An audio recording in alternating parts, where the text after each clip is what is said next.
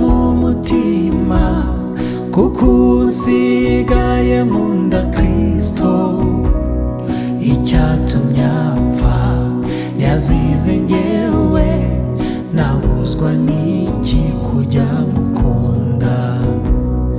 Icyatumye apfa yazize njyewe, nabuzwa n'iki kujya mukunda?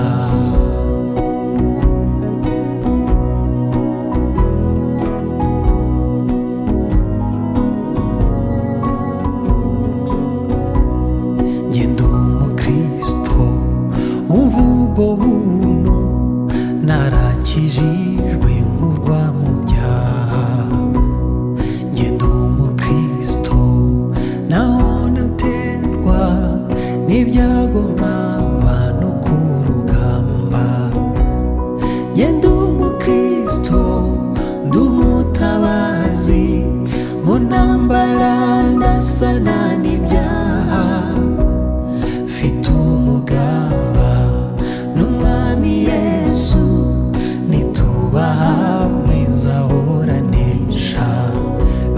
Mfite umugaba n'umwami Yesu, nituba hamwe nzahoranesha.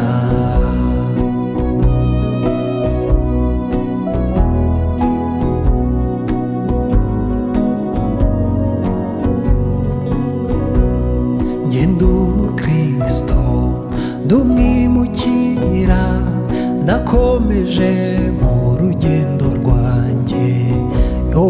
Ibyino mu isi ndabihinyuye, sigaye nifuza ibyo mu ijuru. Njye ndi umukristo gakondo yacu iri mu ijuru ku Mana yacu. Nzaribayo nta n'imiruho, abaho bose baguwe neza. Nzaribayo nta n'imiruho, abaho bose baguwe neza.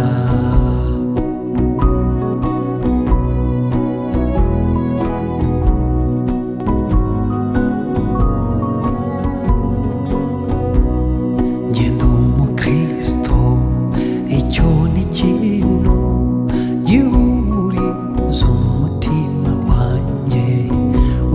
Kinyibagiza n'ibyago byose, umva nduhuwe n'umwami Yesu. Njye ndi umukristo uko ndi kose, maze ninumirwa ngiye gupfa. Nzagira ibyishimo bitavugwa, nzabona ihirwe ngiye mu ijuru. Nzagira ibyishimo bitavugwa, nzabona ihirwe ngiye mu ijuru. Nzagira ibyishimo bitavugwa, nzabona ihirwe ngiye mu ijuru.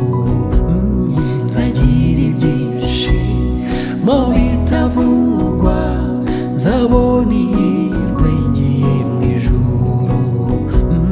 Nzagira ibyishimo bitavugwa, nzabona